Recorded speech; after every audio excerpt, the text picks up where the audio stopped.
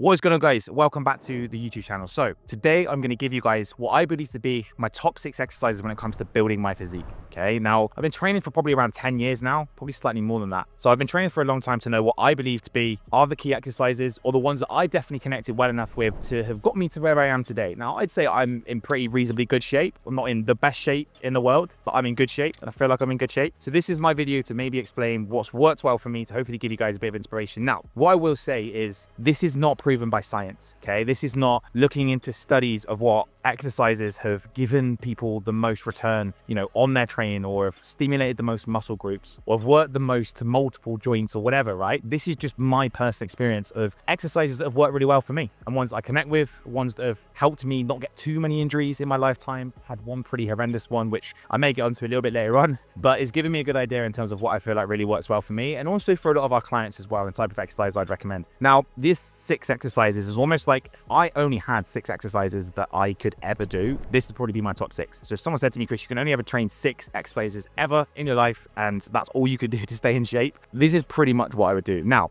this will probably come down to a few things. We need to start looking at breaking this into kind of like different muscle groups. So we'd probably start off with some kind of leg movement, okay? So some kind of quad movement. That would be one of the first things which I'm going to get onto. The second one would be some kind of hinge movement. So this is going to be something like an RDL, a deadlift, a hip thrust. Again, get onto that in a second as well. Then we're going to go into our pull movements. We're going to go with a vertical pull and a horizontal pull. So this is something obviously like a pull down, it's more of a vertical. Got horizontal pull, which is going to be more of a row, which again, we can get onto that as well. Then we start looking at our push exercises. So for me, this is going to be something obviously that's like a horizontal and a vertical push, which I'll get onto in a second. And the last one might shock a few people, but this is going to be like a shoulder abduction exercise, which you can probably guess, because I feel like this is a muscle group that makes physiques look very good, and it's very hard to hit it without certain exercises. So anyway, without any further ado, let's get into it. Starting off with legs. Good place to start. Now, for me, if I was to say an exercise that's contributed towards the most, this has probably changed a bit over the years. To start off with, I was always the biggest fan of a back squat. I think that my back squat got me a good place with my quads, and it really helped me develop my physique a lot. I was squatting, probably the most I've squatted is around 200 kilos, and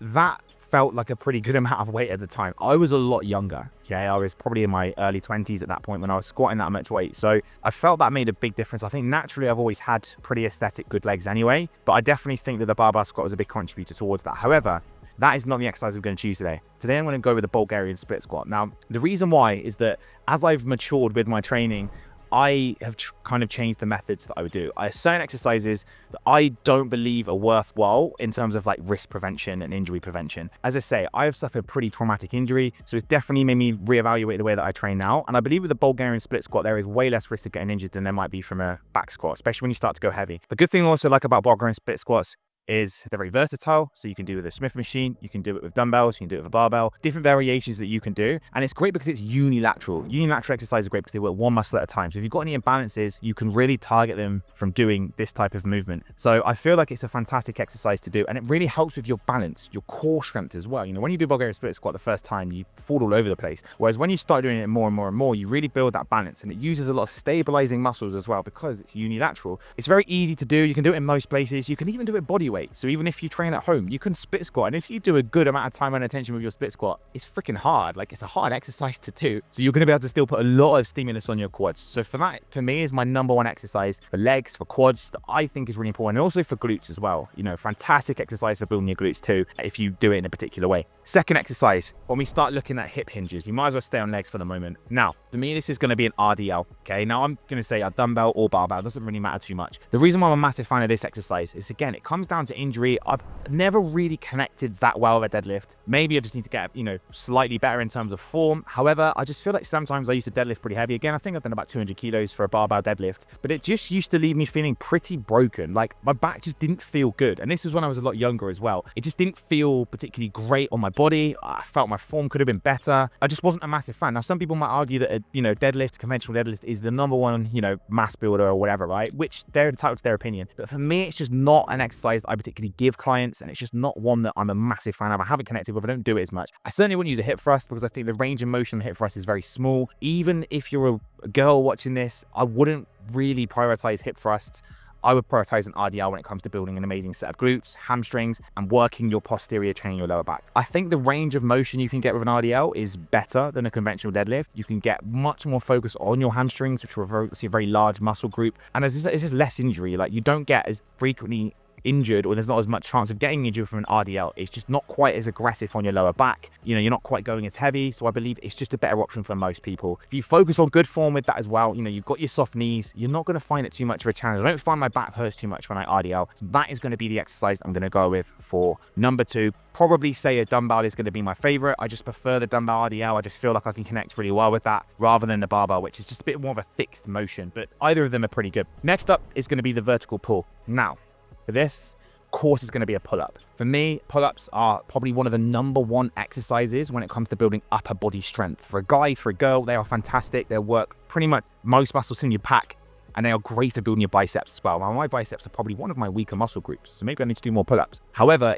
if you just smashed loads of pull-ups, you can build your biceps. You don't need to go and train loads of bicep curls. Pull-ups are the absolute king. But from a back perspective, I think they're fantastic. I think as a benchmark for a guy, you should be able to do pull-ups. It is a sign of strength as a guy. It's a sign of inner body strength. And it's also in relation to your body weight. You know, you don't have to compare yourself to some guy that's like 250 pounds or whatever, because if he can't do a pull-up, well, you're functionally stronger than him because you can carry your own weight better, which is really important. So pull-ups should not be neglected. I believe they're fantastic exercise. And for building lats and a nice wide kind of V-tapered back, they're brilliant. And you can progress them. You can pretty much do them anywhere. Like, you can get a pull-up bar in your kitchen and you can do pull-ups from home. Like, you don't even need to go to a gym to do pull-ups. You know, I've released a workout guide with Simon, one of my good friends, and this was literally about how we can train, you know, without using those fancy equipment. And he's a massive fan of a pull-up, and the guy is absolutely massive. He stacks, he's got huge biceps, and he does like hundreds of pull-ups every day.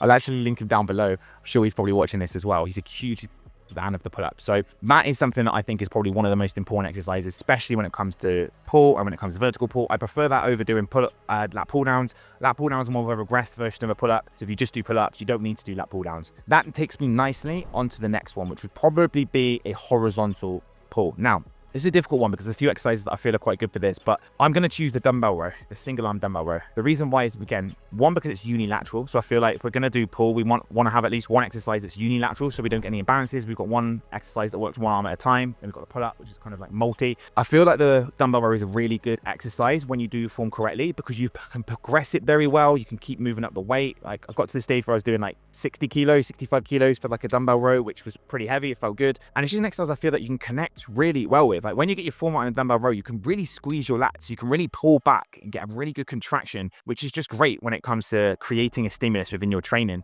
People would argue maybe some kind of machine row or something where you can, you know, you can be chest supported and you can pull, but I just feel like, you know, you want those big compound movements that you can really go heavy with and pull back and build that mass, like really break down muscle fibers. And as I say, I've connected extremely well when it comes to single arm dumbbell rows. That's something that I'd probably keep in there and have as my 4th exercise out of this 6. So number 5, this is where we're going to start moving on to push. So this is probably going to be maybe just based off my own opinion, maybe not what everyone else would think, maybe quite controversial, but I would only do one real push exercise because I believe that with this push exercise, you can hit all the muscles you need to within the kind of push radius. And that is going to be an incline dumbbell bench press. For me, that is like the GOAT exercise when it comes to upper body. I just feel like this hits, you know, so many muscle groups. It's so easy to perform, and it's just a really, really good exercise. There's no real injury risk, or there's way less injury risk. You know, as I say earlier on this video, so I tore my pec from doing a barbell bench press, and I would never do a barbell bench press again. There was no real point in doing a barbell bench press. The injury risk, you know, it set me back so much with my training. People could argue maybe my form wasn't good. Was I ego lifting?